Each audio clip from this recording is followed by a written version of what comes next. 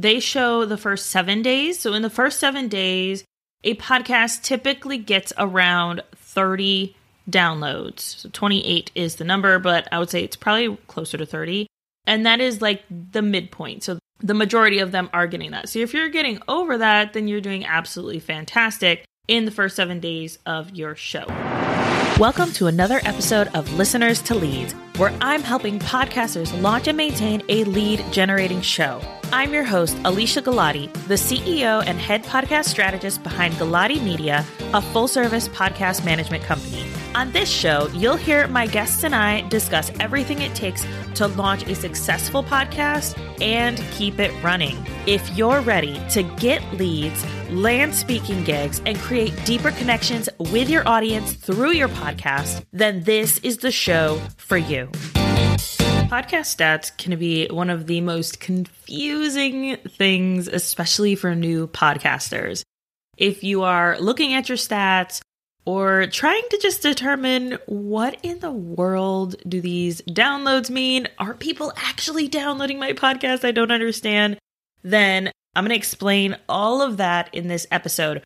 We are going to talk about what podcast stats mean, the different platforms that you can look at, the different stats that you can look at based on the podcast listening apps, and then how to actually measure success for your podcast. So what does success look like for you, how to measure it, and we're going to get into all that juicy goodness. So before I get started, there is an article, we'll link it in the show notes, by Pod News. It goes very, very in-depth about each of the platforms, like the different podcast listening apps, Apple Podcasts, Google Podcasts, Spotify, ones like that, where it shows you exactly how they measure success. And I've got like air quotes, bunny ears over here going on, because if you read it, you'll see that like Apple Podcast charts doesn't exactly mean anything sometimes. And yeah, it's cool to say, oh, yay, I got on some Apple Podcast charts. But typically, there's like equations behind it. And if you do really well in the beginning and then drop off, you can still show up on those charts. But if you don't do so great in the beginning, say you have a small audience and you grow that audience and then you get bigger and bigger and bigger, sometimes it doesn't really do anything different for you getting on a chart that way. There's a lot of different nuances, and the article's really in-depth. Go to podnews.net. The article is called Understanding Podcast Statistics. Very good article. Podcast downloads is the exact same thing as if someone were to stream your podcast. So if I am on Spotify, Spotify is my podcast listening app of choice. I listen to my music on there. I listen to my podcasts on there. It's just where I like to listen. Also, I am an Androider for life. So you will not find me on Apple Podcast listening because I don't have an Apple phone or Apple products. So all of that aside, downloads and streams are the same. So if I were to stream a podcast on Spotify, then it counts as a download. Now, why do they use the word downloads if they're called streams? Because back in the olden days when you had to download music to your MP3 player or to your iPod in order to listen on the go. Y'all know what I'm talking about, right? Unless you are Gen Z or whichever one is after Gen Z, then you're like, what in the world are you talking about, Alesia? But if you're a millennial like me, you know. So back then, you had to download the podcast. And then you had to download it to your iPod or your MP3 player, and then you listen to it on the go. So that's why they still call them downloads. It pretty much means streams at this point. It's kind of like this is what they've been calling it for years, so they just keep doing it. So looking at your downloads, one thing that I like to do, and right now I'm looking at the back end of my Buzzsprout account under my podcast. I can see that I've got information, and each podcast host, so Buzzsprout is my host of choice. Definitely check out Buzzsprout. Love them. Diehard Buzzsprout fan. You can find the link for that in the show notes. You will see if you're looking at the back end of your podcast host, typically they've got the overall downloads. So how many you have so far. You've got the last 7 days, the last 30 days, the last 90 days. And then you maybe can go into each of the podcast listening apps, looking at what Apple Podcasts Connect is giving you for stats, what Spotify is giving you for stats, Google Podcasts, Stitcher, etc. So you kind of just go from there and see what each of these platforms and portals are going to give you for their stats. I will tell you, if you are just looking at your platform-specific stats, so if I'm only looking at Apple Podcast stats or I'm only looking at Google Podcast stats, I'm not going to get a good overall view of my audience. I'm not going to get a good overall view of where they're listening from, my total downloads. You're going to have to go through your podcast host to find that information. So the podcast host, they are housing your podcast. Everything has to go through them. All right, so we're going to do a food analogy. Say you're at a party and everybody wants some of the chips, but the chips are in the chip bowl and you have to go to the chip bowl in order to get your chips. So that's what's happening. The big chip bowl is your podcast host. They've got all your information, and all of the other platforms have to go to that bowl in order to get the downloads. So, this is like the worst analogy ever. Work with me here, guys. I'm sorry. That's what it's like, where your podcast host houses the information, the other platforms come and pull it, and then every time someone downloads from that platform, information gets pulled and gets sent to your podcast host. That is why you want to look there. One thing that I love about Buzzsprout is that they give your location so you can see where your listeners are in the world. You can see where the majority of your listeners are. You can also look at which apps people are listening on.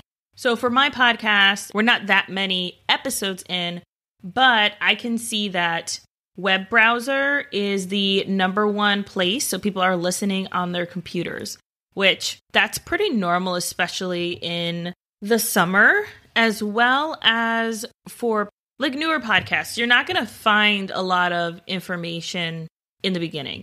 Now, if I were to look at a client's podcast that's been out longer, or one of my other podcasts, my hobby podcast, then I would be able to see a lot more information there about the different listening apps. And I know that the top 3 podcast listening apps for my hobby podcast are Spotify, Stitcher, and then Apple Podcast. And we have international listeners on that show. So there's people all over the world who listen to it.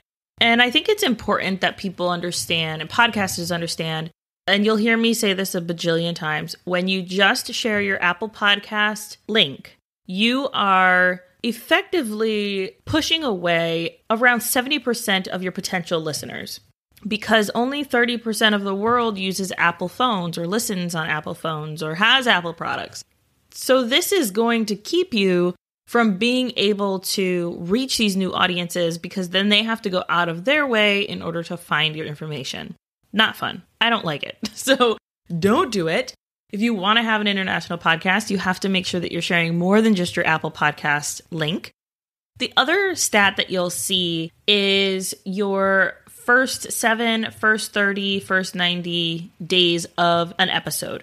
So this is going to show you the downloads that happen within a certain time frame. If you're looking for sponsors, they're going to want to know in the first 30 days, in the first 90 days, how many downloads does an episode get on average? This is going to help you find that information. So you're going to want to know that and be able to pull that information if you need to and if you want to get sponsors.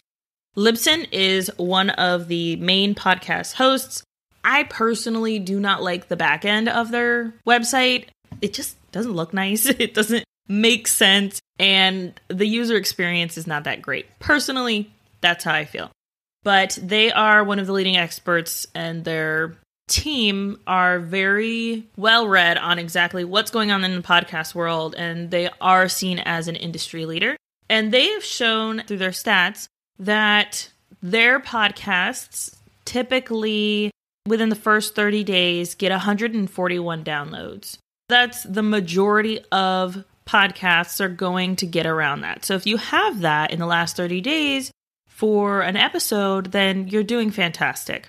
If you're not, there are definitely ways that you can increase those downloads. We had a podcast episode recently, episode 1, 10 ways to strategically grow your podcast audience. That is going to help you. If you just go back and listen to that, you'll be able to get some ideas on some strategies that you can use and some ways that you can grow your podcast audience organically without using ads or paid advertisement. Buzzsprout also releases their monthly stats. And so right now I am looking at the June 2021 stats. They show the first 7 days. So in the first 7 days, a podcast typically gets around 30 downloads. So 28 is the number, but I would say it's probably closer to 30. And that is like the midpoint. So the majority of them are getting that. So if you're getting over that, then you're doing absolutely fantastic in the first 7 days of your show. They're also showing, and this has changed since a month or two ago, since I've looked at this, that Apple Podcasts is actually the second highest in downloads and Spotify is the first. So Spotify being 30%, Apple Podcasts being 27%, and then Google Podcasts being next at less than 3%. Spotify and Apple Podcasts, the majority of the world is listening to podcasts on those two platforms. So that is kind of an overview of my explanation of what podcast stats mean, how to kind of understand them and look at them and to see exactly what you're trying to look for. Now, how to measure success. Since we are talking specifically on this podcast about getting leads from your podcast, that is how I would recommend you measure success. How are you taking your listeners from just listening to interacting with you to eventually becoming paid clients? Looking at your downloads, then looking at how many client calls you've got on where they said they found you on the podcast or they mentioned that they listened to your podcast, and then how many of those people became paying clients.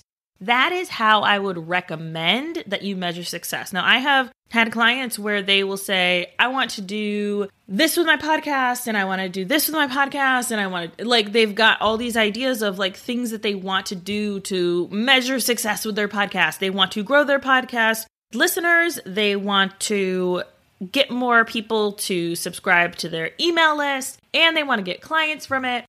I recommend that if you are doing a lot of it yourself, then have one point to measure success by. Don't have multiple ways. Don't direct people to multiple things.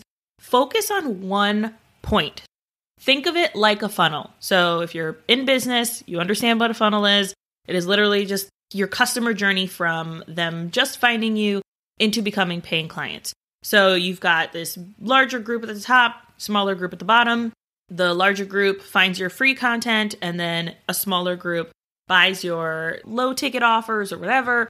And then a smaller group goes into your group coaching program, and then a smaller group goes into your one-on-one coaching.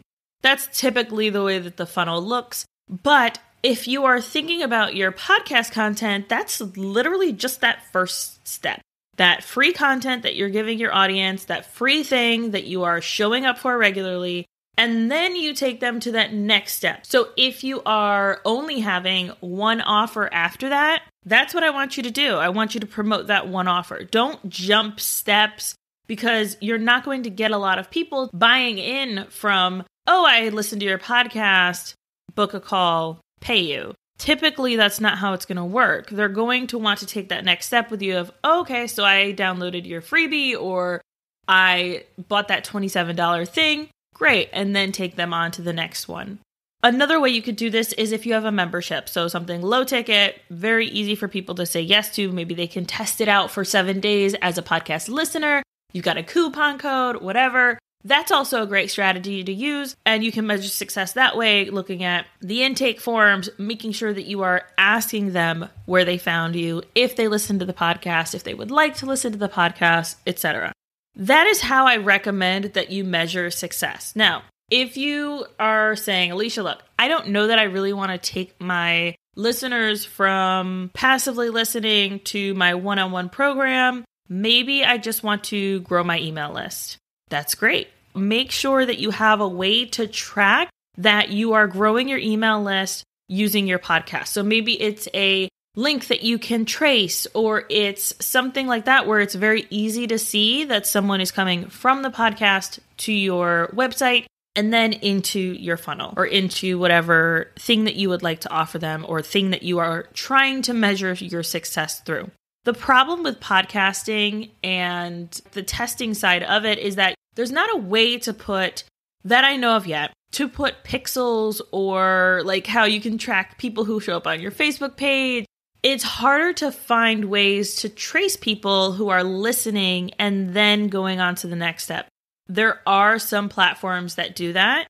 Buzzsprout is not one of them because they believe very strongly in securing and keeping the identities of their listeners private. They want to be able to say that they are keeping their information private instead of sharing it so that other people can make money off of it.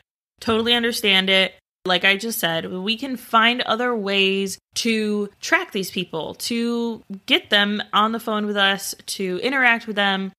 One strategy that I heard that I thought was really good is asking your listeners if they would either fill out a form real quick or if they would hop on a call with you.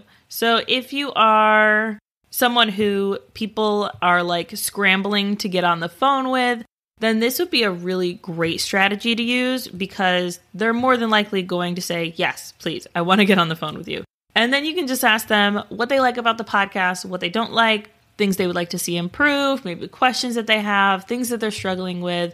This is going to help you get a better understanding about your audience, what they like, what they don't like about your show, things that they're struggling with so that you can talk about them on your show, etc.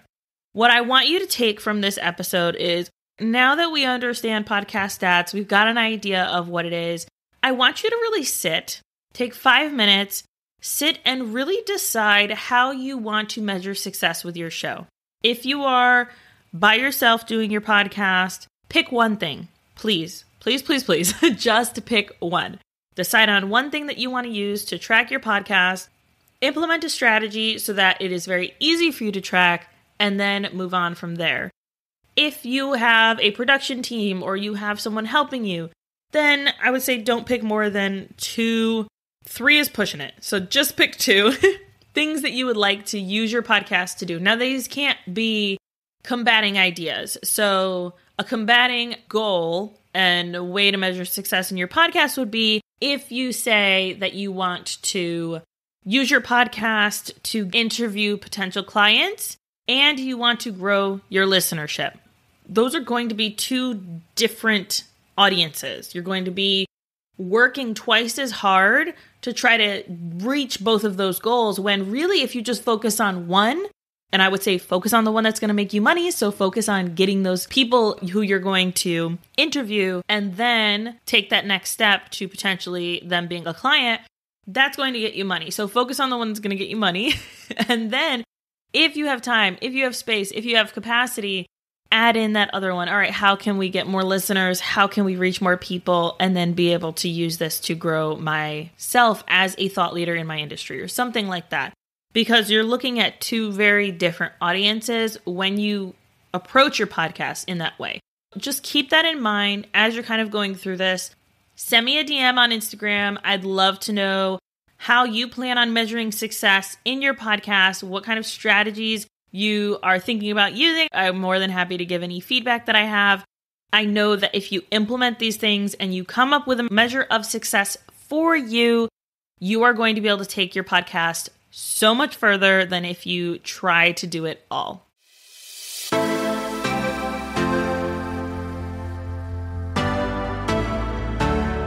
Thank you so much for listening to this episode of Listeners to Leads. If you found something in this episode valuable, I would really appreciate it if you shared it with a friend who you know would also get value from it. Want to send me a message? My favorite place to hang out is Instagram. You can find me at alesia.galati. Let me know what your favorite takeaway was from the episode. And don't forget, turning those listeners into leads is actually easy.